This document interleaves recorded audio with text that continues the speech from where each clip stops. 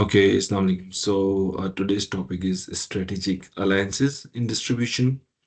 यहाँ पे हम तमाम उन alliances को और उनके तमाम प्रोज एंड कॉन्स को डिस्कस करेंगे, जिसमें एक डिस्ट्रीब्यूशन कंपनी या एक ऑर्गेनाइजेशन दूसरी से अपनी डिस्ट्रीब्यूशन को इनहेंस करवाने के लिए किसी भी किस्म की कोई भी स्ट्रेटेजिक अलायंस बिल्ड करती है.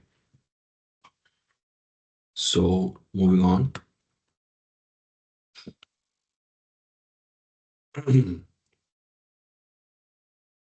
What are the basic motives? What's the nature of creating a strategic alliances in distribution? So, by definition, a strategic alliance in distribution is a partnership between organizations.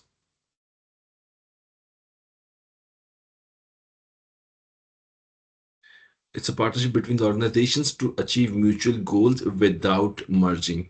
यानी आप एक दूसरे के business को take over नहीं करते हो, but एक दूसरे का सहारा जरूर लेते हो, जिसके अंदर आप एक दूसरे के साथ स्ट्रेटेजिक अलायंस करते हो. Now, this strategic alliance may come in front of you in multiple forms. जैसे मैकडॉनल्ड्स के अंदर आपको कोक मिलती है, केएफसी के अंदर आपको पेप्सी मिलती है. इसी तरह आपको, जो मैंने लास्ट क्लास में भी डिस्कस किया था, कि आपको कॉन्टिनेंटल बिस्किट के साथ मॉन्डेलीज नजर आता है, टू बिल्ड चोको फिंगर्स. तो ये दोनों मर्ज नहीं करते, ये दोनों अपने अपने बेनिफिट्स के लिए ये कंपनीज अपने एक दूसरे के साथ अलायंस करती हैं. इसकी बहुत बहुत कॉमन एग्जांपल्स कोरियर कंपनीज के कॉन्ट्रैक्ट्स हैं, डिस्ट्रीब्यूशन कंपनीज के कॉन्ट्रैक्ट्स हैं, कि आप इस तरह की एग्रीमेंट्स करते हो जिनके अंदर आप उनकी डिस्ट्रीब्यूशन ले लेते हो and you help them with the distribution. So, why do we do these alliances? They allow sharing of logistics, warehousing, or expertise, reducing operational cost. आप बेसिकली ये कहते हो सामने वाले बिजनेस पार्टनर को कि भाई, आपका फोकस अगर प्रोडक्शन है तो आप उस पर फोकस करें. Leave the distribution with me. This is my expertise. I will do it. जैसे अमेजोन का प्रोडक्ट अरेंज करना है, डिलीवर करना नहीं है. डिलीवरी के लिए उसके पास फेडेक्स जैसा स्ट्रॉन्ग पार्टनर मौजूद है, राइट. इसी तरह आप अलीबाबा से कोई चीज़ मंगवाते हो, तो अलीबाबा की अलायंस जो है वो दराज के साथ है.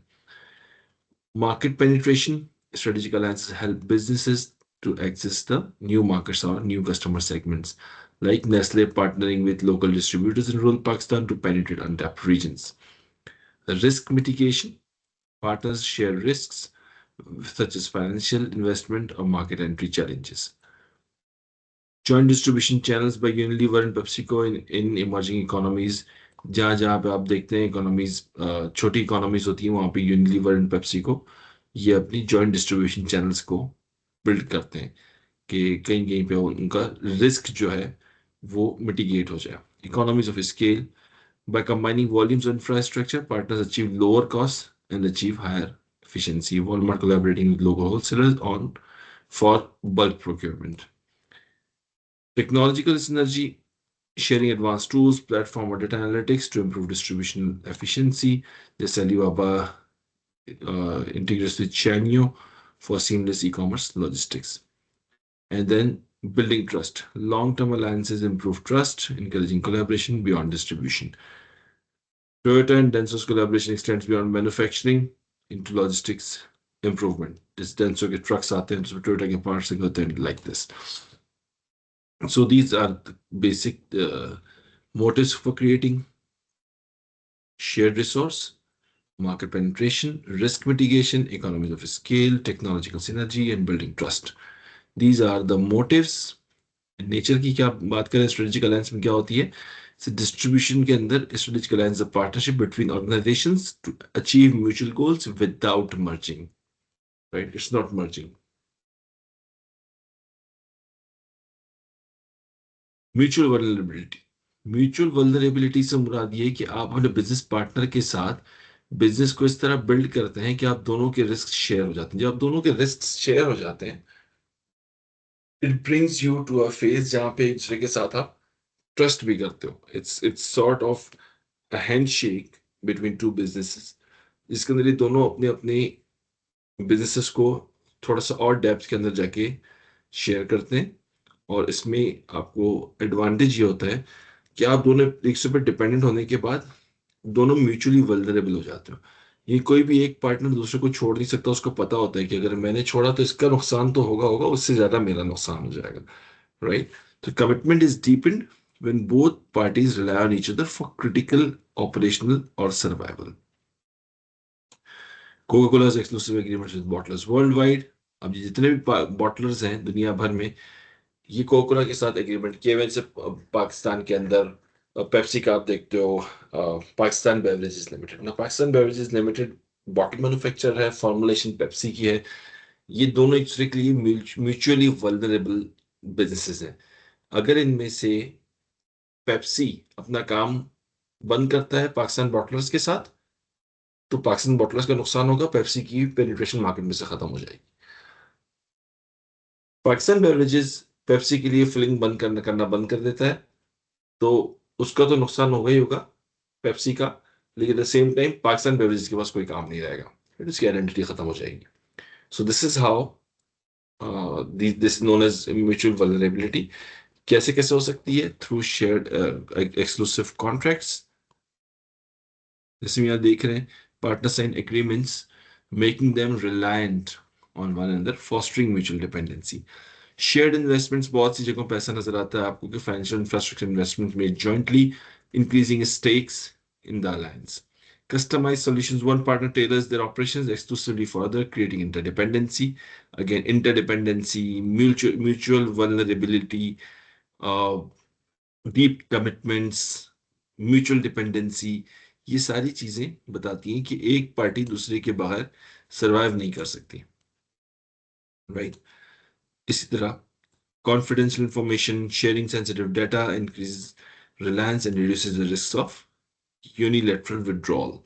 कोई एक पार्टी जो बिजनेस को बंद करके एक तरफ रैप अप नहीं कर सकती अपने आप को, उसको पता है कि मुझसे ज्यादा दूसरे का नुकसान होगा तो उससे ज्यादा मेरा नुकसान होगा। म्यूचुअल ब्रांडिंग, ये कमिटमेंट्स हैं। को branding initiatives make withdrawal damaging for both parties. आज कोई भी पार्टी अगर इसमें से विड्रॉ करती है, आज मैकडॉनल्ड्स अपना एग्रीमेंट खत्म कर देता है अगर कोक के साथ, तो उसका नुकसान दोनों को है। कोक को तो है ही है कि उसकी कोक नहीं बिकेगी, मैकडॉनल्ड्स को भी है कि उसका एक strong globally recognised business alliance partner उससे लूज हो जाएगा। Branding commitments by the management of daily interactions, ये किस तरह की चीज होती है? Frequent communication, regular updates build trust and maintain alignment on distribution objectives. हम स्ट्रेटेजिक अलायंसेस की बात कर रहे हैं, all we are talking about is strategic alliances and FMCG brands connecting distributor calls to track performance. Commitments build करने के तरीके हैं सारे, right? Collaborative problem solving, clear KPIs, feedback mechanisms, routine meetings, recognition of efforts.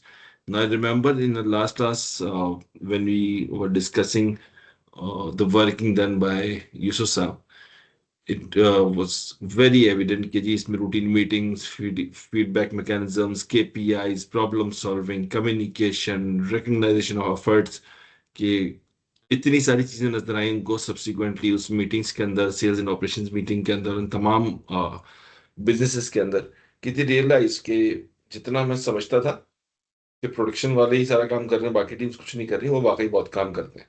So it's making the whole wheel work by realigning all the spokes of the wheel. It's communication, problem solving, KPIs, feedback mechanisms, and everything. So this whole thing builds commitments through daily interactions.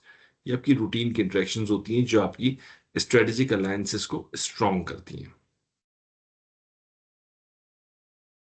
Transaction to alliance, ये alliance के level पे, strategic alliance के level पे आप कैसे पहुंचते हैं? You move on in a systematic manner. ऐसा नहीं होता कि आपको आज अगर एक पार्टनर नजर आया तो आपको देखो कल से तुम मेरे बिजनेस अलायंस हो। No, it takes a time, it takes a lot of energy, it takes a lot of efforts, aligning of operations, building of KPIs, communication, building partnerships, and then you move into full alliance, right? Transactional phase क्या होता है? इसमें initial engagement, where partners operate with minimal dependency or integration. अभी ये वो phase होता है जिसके अंदर आपने इंट्रोडक्शन करवाया अपना and you are operating at a minimal dependency, right? On time order, one time order fulfilment, shared logistics. आज भी अगर हम बीइंग अ लॉजिस्टिक्स कंपनी किसी नई कंपनी के पास जाते हैं तो वो कहते हैं कि अच्छा जी ठीक है, आप एक काम करो, आप मेरे साथ पहले एक या दो व्हीकल्स प्लेस करके देखो क्या सूरत हाल बनती है। If you are able to keep your commitment then only we will try to grow your business. This is one phase. Operational integration. In the second phase, partners start aligning operations for mutual benefit, right? ये second phase है, इसके अंदर joint inventory management शुरू हो जाती है, collaborative forecasting शुरू हो जाती है, and then you keep on building businesses step by step. Third is strategic partnership. आप इसको थोड़ा और आगे लेके जाते हैं, स्ट्रेटेजिक पार्टनरशिप बिल्ड करते हैं। Collaboration expands to include long term goals and deeper alignment. आपकी ऑपरेशनल ट्रांजेक्शन से आप आगे निकल के आप को इन्वेस्टमेंट की तरफ चले जाते हो, इंफ्रास्ट्रक्चर बनाने लगते हो सामने वाले कस्टमर के लिए। You start giving more services, you start building more mechanisms, channels, mechanics for the whole business.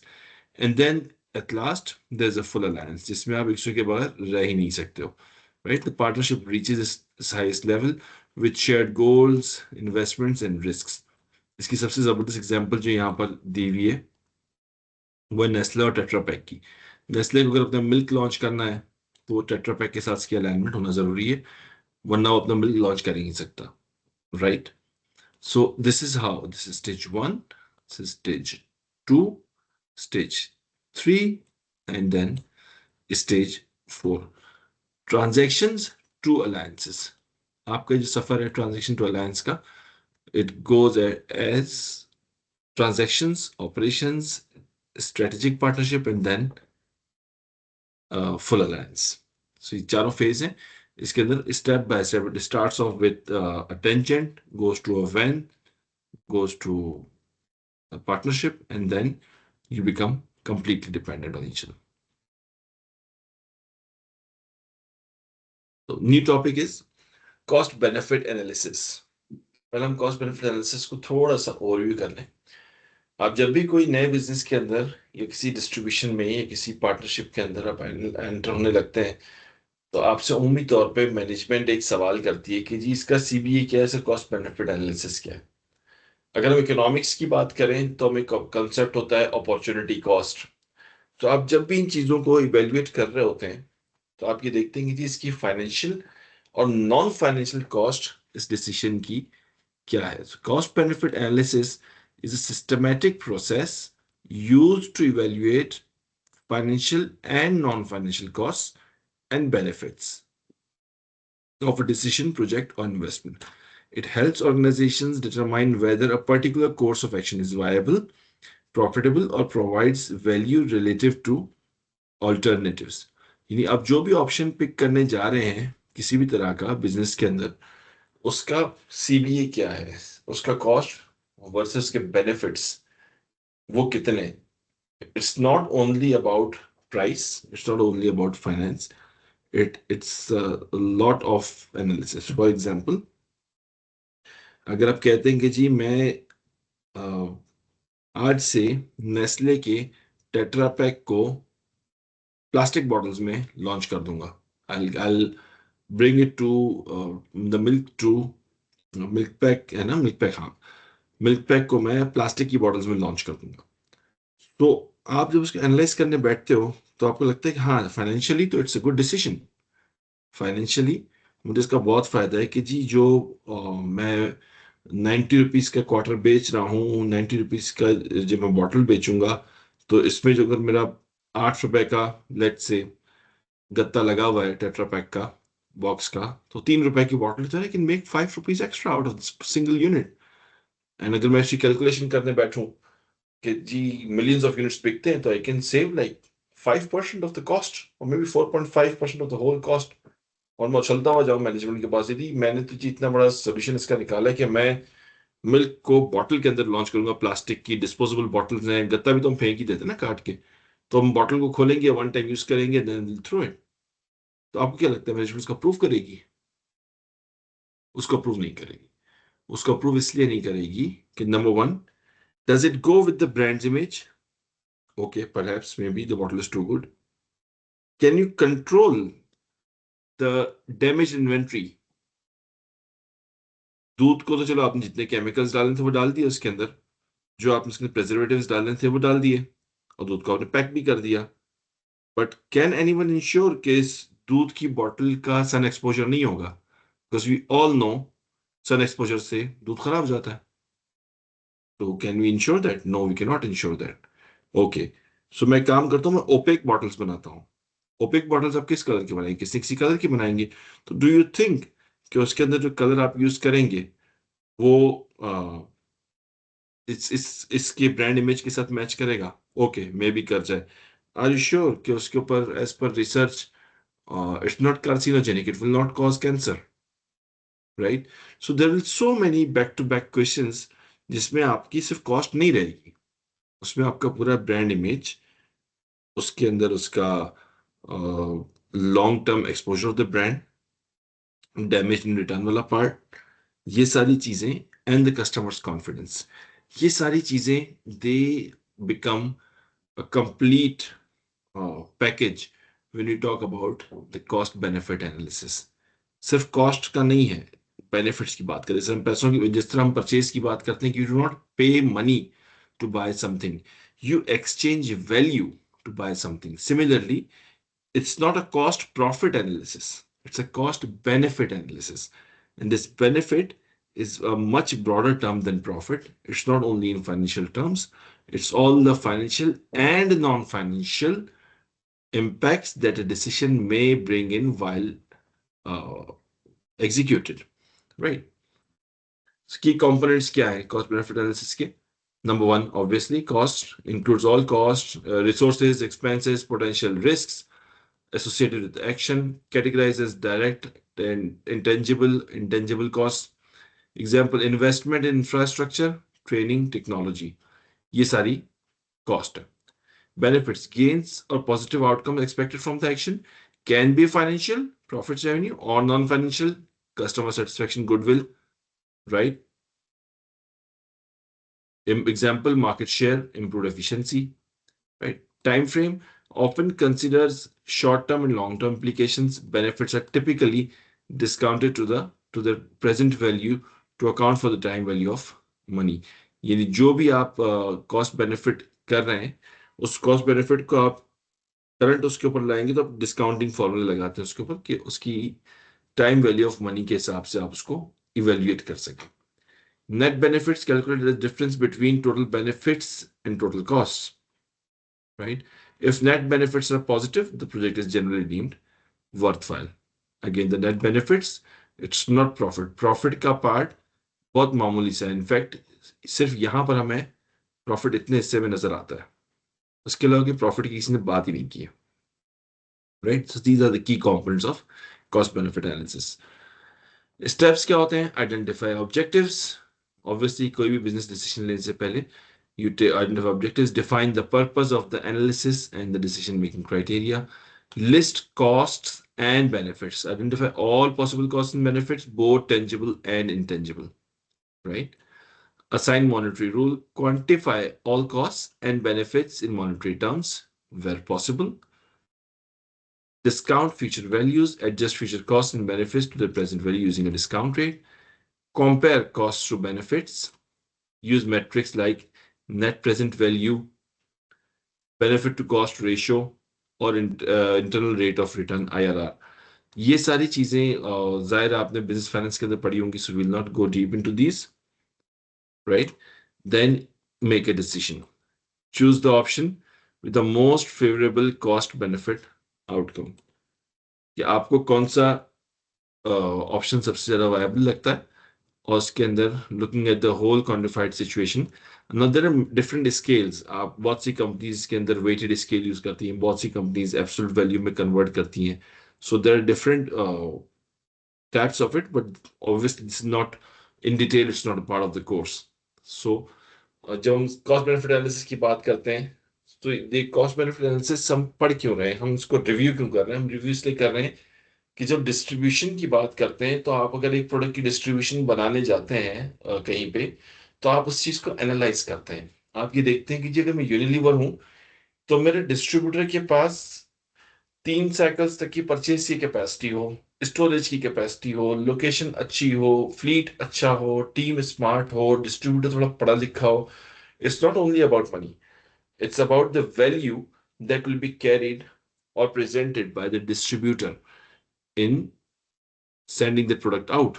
Because अगर आपको डिस्ट्रीब्यूटर पढ़ा लिखा नहीं है, चीज़ों को नहीं समझता, चीज़ों को इवेल्युएट नहीं कर सकता, उसकी फिक्र सिर्फ ये है कि जी मैंने अपने प्रोडक्ट को सिर्फ होलसेल के अंदर सेल करके अपनी कॉस्ट निकाल लेनी है बाहर, अगर उसका इस तरह का माइंडसेट है, सो लॉन्ग टर्म में they may become a disaster for you. Your brand may not reach the market penetration that is required, क्योंकि वो सारा होलसेल के ऊपर माल अपना डंप कर रहा होगा। Right, so these are all possibilities and the reasons why do we do this cost benefit analysis. Strategic planning के अंदर सीबीए यूज होती है, जाहिर है। Evaluate new launches, market entry stages, project selection में इस्तेमाल होती है, ऑपरेशनल एफिशिएंसी के अंदर इस्तेमाल होती है, पॉलिसी डिसीजन मेकिंग में इस्तेमाल होती है, एंड कॉन्फ्लिक्ट रेजोल्यूशन अलायंसेस अगर हो उनके अंदर इस्तेमाल होता है कि जी आपके अगर अलायंस में प्रॉब्लम आ गया है तो मैं इसको कंटिन्यू करूं या ना करूं। ऐसा हो नहीं सकता। When there is a business, there is a transaction going on, there is a conflict, there is always a conflict and then there is always a solution. Right. तो आप कोई भी बिजनेस की बात करें, स्पेशली डिस्ट्रीब्यूशन की, तो distribution और कंपनीज के अंदर there is always a problem. Distributor कहता है कि मैं पैसे कम से कम लगाऊं, कंपनी ज्यादा से ज्यादा माल दे, कंपनी कहती है कि जी ये ज्यादा से ज्यादा माल लगाए, खरीदे मुझसे और मेरी प्रोडक्शन को और मेरी प्राइमरी सेल्स को बढ़ाए। Advantages, it provides a structured and data driven approach, decision making, helps compare multiple options based on quantified data, and ensures efficient allocation of time, capital, and human resources. Limitations क्या है? Difficulty in quantifying intangibles. ये सबसे important है ना हमारा part, कि जी हर चीज quantify कैसे हो सकती है? आप अपनी ब्रांड की वैल्यू को, जो गुडविल है, उसको आप कैसे क्वांटिफाई करेंगे? क्या स्केल यूज किया जाएगा, कौन सा स्केल यूज किया जाएगा? So this is how things are measured, right? These are the limitations. The process may favor easily quantifiable outcomes over qualitative ones. आपको क्वांटिटी के अंदर जो आउटकम्स हो वो दिख रहे हो, क्वालिटेटिव आपको ना दिख रहे हो। जैसे मेरी बॉटल का बताया कि अगर आप करते हैं कितनी थोड़ी एडवांटेज नजर आता है into millions of bottles, so people may gate overwhelmed by the decision कि नहीं यार ये तो बहुत अच्छा डिसीजन है। ऐसा भी तो हो सकता है ना। And assumes market conditions remain constant which may not always be true. Cost benefit analysis आपको ये कहता है कि जी मार्केट आपकी अदर थिंग्स रिमेनिंग कांस्टेंट में पढ़ते हैं ना, तो other things may not remain constant, there might be a shift. अब जो कॉस्ट बेनिफिट एनालिसिस एंड जो सेल्स वॉल्यूम्स पेप्सी ने अपने लिए, कोक ने अपने लिए अज्यूम कर रखे होंगे before the Israel Palestine war, वो सारे के सारा पैराडाइम ही शिफ्ट हो गया। वो सारी जो वर्किंग थी वो सारी नल एंड वॉइड हो गई। Everything changed the way they might be moving. They had to change the strategy because at that time they were thinking that the market conditions will remain same, but eventually they did not remain the same, right? So these are all parts of limitations of CBA. So this is what an overview of our topic for the day is. We'll connect you for the next class, inshallah.